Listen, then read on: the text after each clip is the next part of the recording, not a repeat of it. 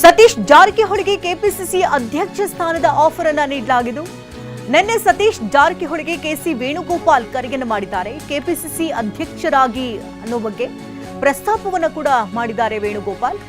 ಸಚಿವ ಸ್ಥಾನದ ಜೊತೆಗೆ ಕೆಪಿಸಿಸಿ ಅಧ್ಯಕ್ಷ ಸ್ಥಾನಕ್ಕೆ ಸತೀಶ್ ಪಟ್ಟಣ ಹಿಡಿದಿದ್ದು 2 ಸ್ಥಾನಗಳನ್ನು ಕೊಡೋದಾದ್ರೆ ಸಹಮತವನ್ನು ವ್ಯಕ್ತಪಡಿಸಿದ್ದಾರೆ ಸತೀಶ್. ಈ ಬಗ್ಗೆ ಚರ್ಚಿಸಲಾಗುತ್ತೆ ಅಂತ ಕೆಸಿ ವೇಣುಗೋಪಾಲ್ ಹೇಳಿದ್ದಾರೆ. ಈಗ ಒಂದು 4 ವರ್ಷದ ಕೆಳಗೆ ನನ್ನ ಗ್ಯಾಸ್ ಟ್ರಬಲ್ ಶುರುವಾಗಿತ್ತು. ಹೊಟ್ಟೆ ನೋವು, ಎದೆ ನೋವು, ಮಸಲ್ಸ್ ನೋವು ತಿಳ್ಕೊಳಕ್ಕೆ 10 ಪರೀಕ್ಷೆಗಳು. ನಾನು ಅಮೃತ ಬಿಂದು ತಗೊಳಕ್ ಶುರು ಮಾಡಿದಾಗಿಂದ ಆರಾಮಾಗಿದ್ದೀನಿ. ಸತೀಶ್ ಜಾರಕಿಹೊಳಿ ಈಗ ಕೆಪಿಸಿಸಿ ಅಧ್ಯಕ್ಷ ಗಾದಿಗೆ ಇರುವಂತಹ ಸಂದರ್ಭ.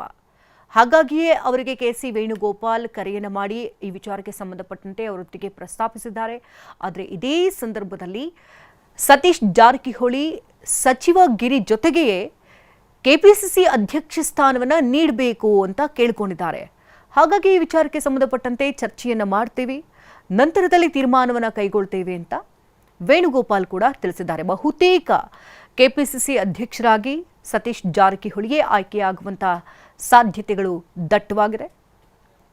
ಇನ್ನು ಮುಂದಿನ ಸರ್ಕಾರ ರಚನೆಗೆ ಈಗಾಗಲೇ ಹೈಕಮಾಂಡ್ಗೆ ಮನವಿಯನ್ನು ಮಾಡಿಕೊಳ್ಳಲಾಗಿದ್ದು, ಹೈಕಮಾಂಡ್ ನಾಯಕರು ಕೂಡ ಡಿ.ಕೆ. ಶಿವಕುಮಾರ್ ಹಾಗೆ ಸಿಎಂ ಸಿದ್ದರಾಮಯ್ಯನವರನ್ನು ಕರೆದುಕೊಂಡಿದೆ. ಈಗಾಗಲೇ ಸಿದ್ದರಾಮಯ್ಯನವರು ಕೂಡ ತೆರಳಿದ್ದಾರೆ.